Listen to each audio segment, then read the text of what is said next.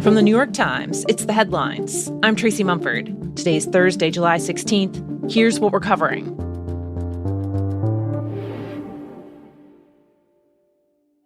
Holy macaroni. It is smoky, and you can feel the smoke as you're breathing it in. Across the upper Midwest and the Great Lakes. It is thick. It really smells like smoke here. It was way more yellow this morning. This is spooky. Into New England and down to New York. This is some of that thick haze now settling in across the area. Dense smoke from hundreds of wildfires in Canada has been smothering cities this week, turning skies orange and hazy.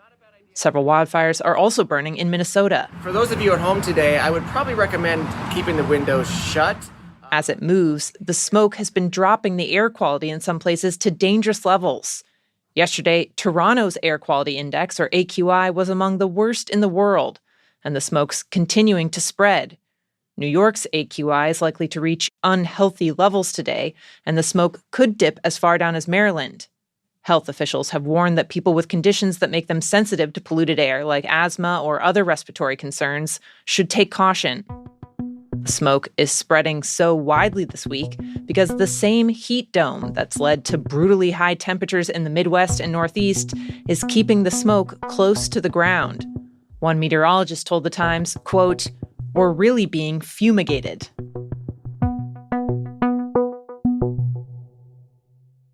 I'm just asking a really simple question. Who won the 2020 election? As I said to you, we went through our processes, and Joe Biden became the president of the United States. And that's not an answer to the question of who. In a contentious hearing in the Senate yesterday, lawmakers grilled Jay Clayton, President Trump's pick to be the director of national intelligence. It's a simple question, Mr. Clayton. And I've answered Who won the 2020 presidential election? I've answered it. Several Democrats pushed him repeatedly on the question of the 2020 election. Clayton's answer, saying simply that President Biden was certified, has become the standard response for Trump administration nominees, who won't say outright that Biden won. You refuse to answer a basic question about who won a presidential election, but you asked to lead America's intelligence community? Democrats claimed Clayton's response was a sign that he wouldn't be willing to disagree with or challenge the president in high-pressure situations involving national intelligence. The 2020 election is top of mind for Democrats because tonight, Trump is giving a primetime speech which he said will be about election security and voting machines. And many lawmakers expect him to revive his long-standing false and debunked claims about voter fraud. In the past few months, the president has ratcheted up those claims.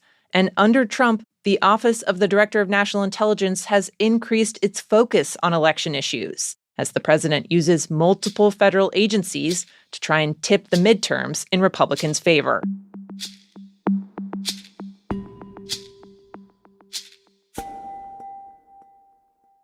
Meanwhile, over in the House yesterday, Prime Minister Netanyahu has taken Israel down an ugly path.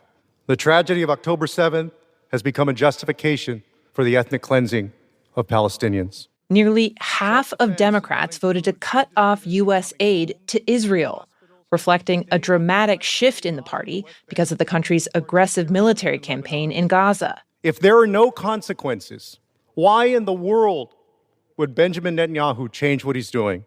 If we hope to change Israel's behavior, we must use our leverage. Representative Joaquin Castro of Texas was one of 103 Democrats who supported the measure, which proposed axing $3.3 billion in military and humanitarian funding to Israel. And while the bill ultimately failed, getting almost no Republican support, the vote was a sign of how decades of unequivocal backing of Israel by the Democratic Party is crumbling. For weeks leading up to yesterday's vote, many Democrats in Congress had struggled with what they would do, as some in the party expressed deep concern about the turn away from Israel. In an interview with The Times, Representative Josh Gottheimer of New Jersey called it a shockingly seismic shift against, quote, one of our closest Democratic allies. But the House vote reflects sweeping disapproval of Israel among lawmakers' constituents. A recent Times Siena poll found that 74% of Democrats now oppose giving Israel more economic and military support.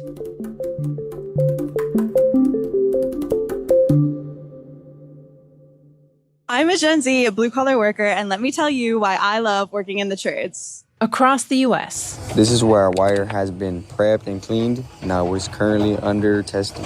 a growing number of young Americans are heading to trade school. I was doing an outlet on the bottom, a GFCI, but I think the wires were switched, so I just had to fix that. From 2020 to 2025, the number of students enrolled in public two-year trade school programs grew by almost 20%, according to the National Student Clearinghouse. Apprenticeships are going up too. In interviews with The Times, many young people working in the trades said they'd grown up on a kind of college autopilot, being told to go to college by guidance counselors or well-meaning family members. But that clashed with what they were seeing firsthand, watching as older siblings or friends had trouble getting jobs after graduating with 4-year degrees, and they worried about going into debt with what can seem like the skyrocketing costs of college. Trade schools can often be significantly cheaper and shorter. While data shows that college degrees are still one of the best ways to increase potential earnings over your lifetime, several young people said they felt like trade school might help them dodge all the disruption that's coming with artificial intelligence because their jobs are so physical. One 18-year-old wind turbine technician in Houston, who makes about $90,000 a year after doing a 7-month training program, told The Times a lot of people are scared their jobs are going to get taken away by a robot. And for now, he's not.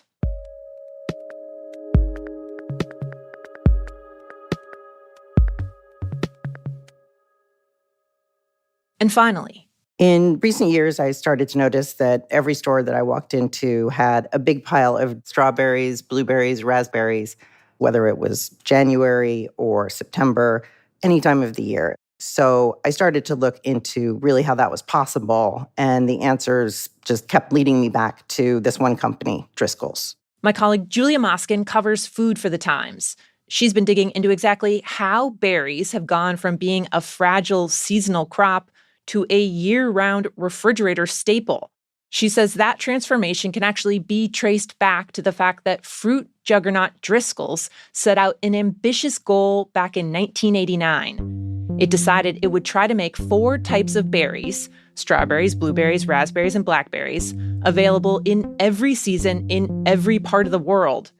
It seemed preposterous at the time, but the company spent decades investing in research and technology to make it happen.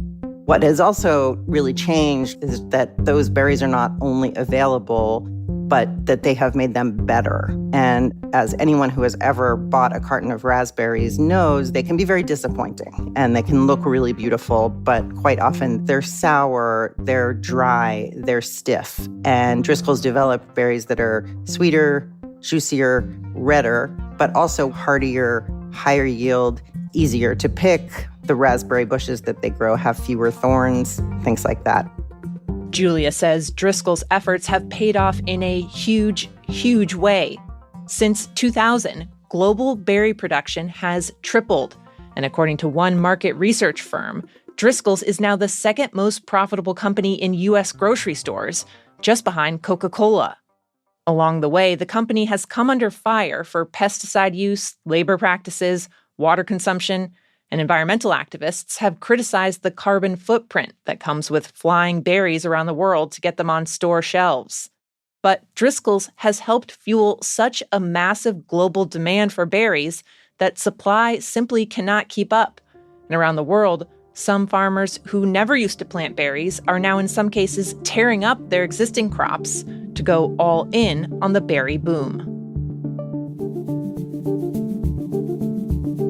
Those are the headlines. Today on The Daily, Times immigration reporter Hamed Ali Aziz explains how the Trump administration's deportation efforts have ramped up dramatically this summer. You can listen to that in the New York Times app or wherever you get your podcasts.